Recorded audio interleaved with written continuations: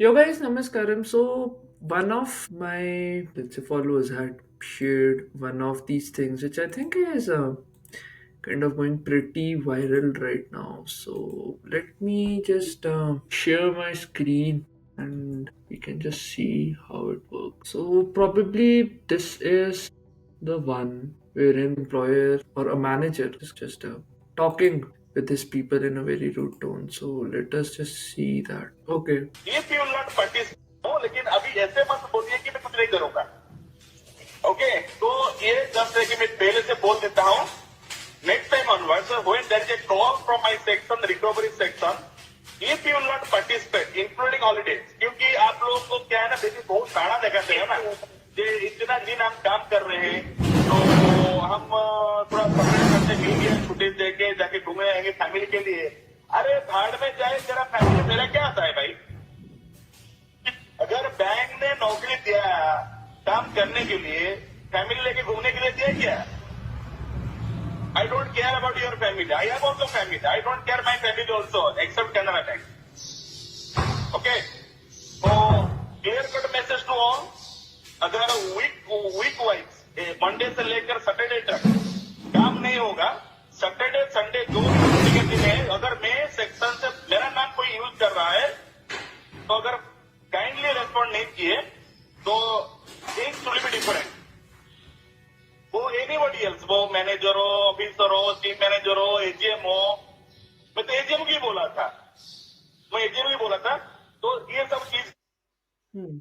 हो, लेकिन अभी So you see this Canara Bank staff are being pressured to work even on holidays, with one officer reportedly saying, "Bhad mein gayi family," which basically means your family can go to hell.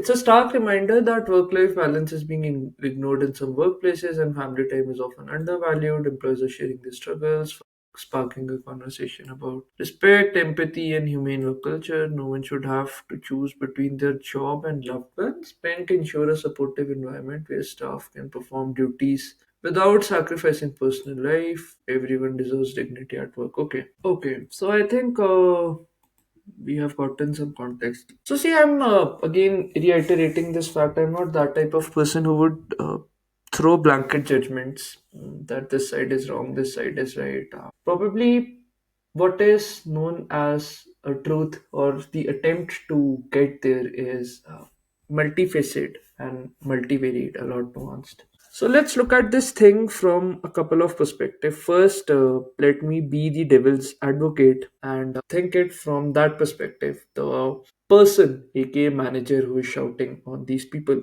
or just expressing his disconcern. So this whole incident started with this small line that I don't matter if you complain. I think that kind of triggered him. That despite let's say working so hard, maybe sometimes taking certain stances for one's employee, kind of taking these leaves, he I think got triggered from that perspective that I'm doing so much for my employees at times, and the return on that which I'm getting is just threats from my employees, basically reporting to the upper management that I, as a manager, am not doing my job well. So you need to understand, like, there are like a lot of perspectives here. First, from a manager perspective, because the whole system is such that there's like a lot of pressure on people. Now, if a manager is a manager, that also means that he or she is taking responsibility for 5 to 10 people which are reporting to him. Now, we don't know what the circumstances have been, how the chemistry has been. Are some employees rigging the system to just take leaves on and off, due to which large pressure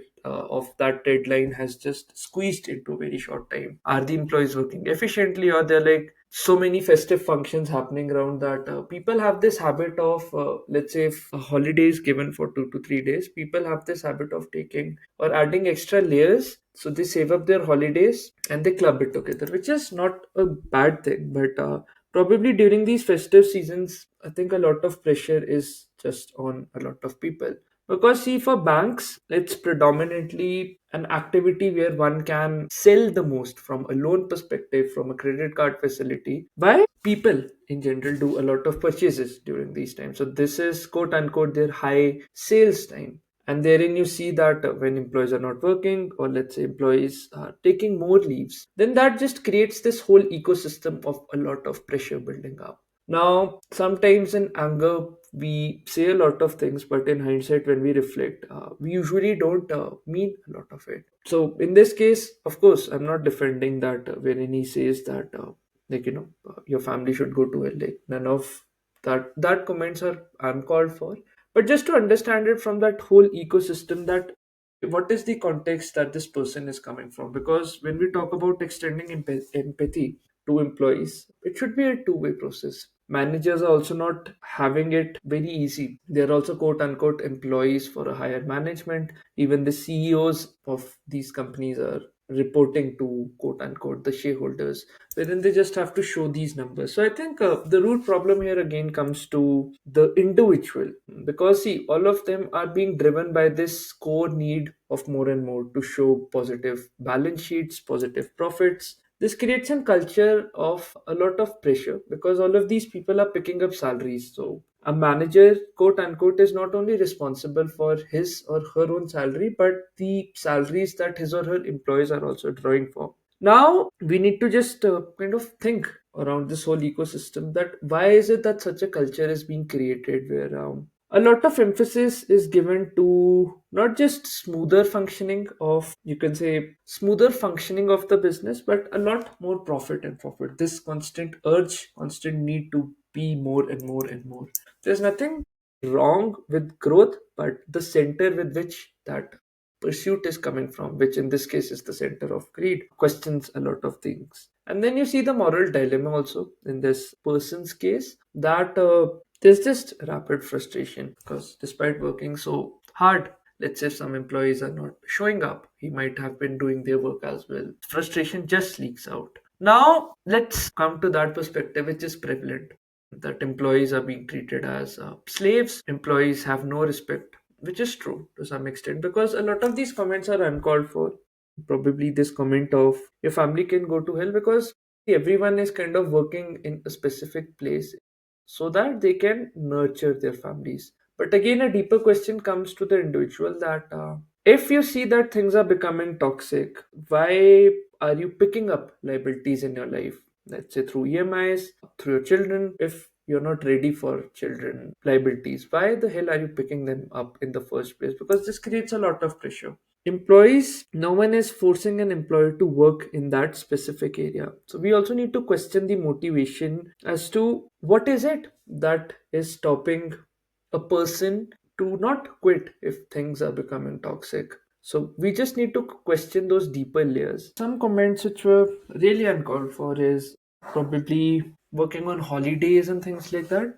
Because let's say if I come from an employee perspective, all of us need that balance. If one is paying us for, let's say, quote unquote 40 hours, 50 hours, we won't exceed that. So that's definitely uncalled for. But probably I think there's a lot of other nuances which I've added in the previous segment of this video. Can just help you with some thinking exercises and just take appropriate decisions. Because, of course, if you're being treated like a slave, if you feel that there are not any rights, probably it's high time to just question as to why is it that you're just surrounding yourself in those places, and what limitations are making you stop at that place. Why aren't you moving forward and living this life of quite desperation and frustration, which would just percolate in your entire life? So, yeah, I think these were just my 2 to 3 cents. I don't like picking up any side. I just like to see what is factually correct, factually what is the best possible solution that can help a person become more freer and joyful in their life. I think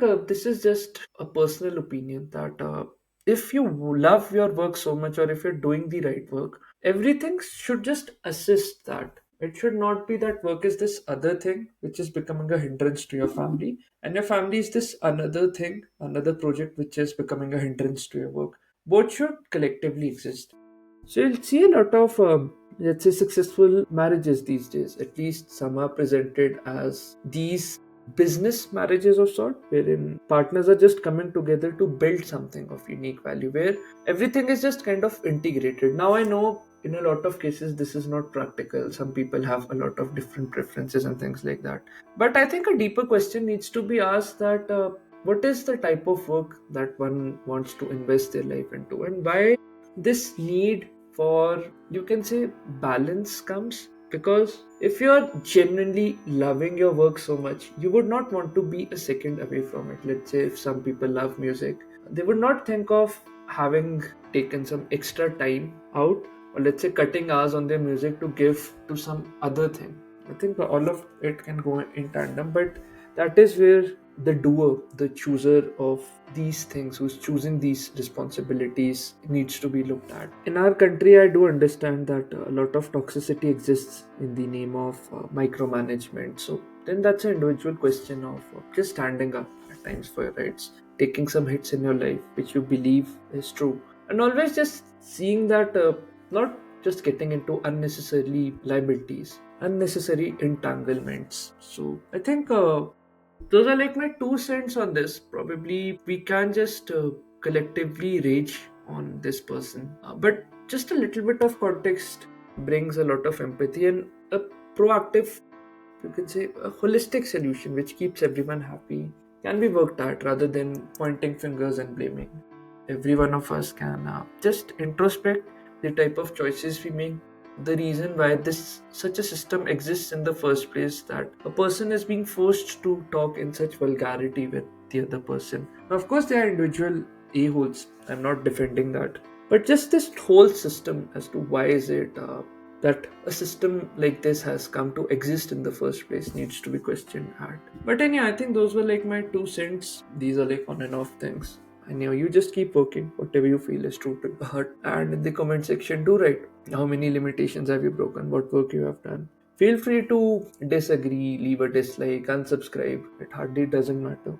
What matters is this collective pursuit of just finding the truth in whatever way we can, making a more joyful and compassionate world. So, anyhow, this is Debu Pindra from Debu Ki Dastak signing off. Cheers. Bye.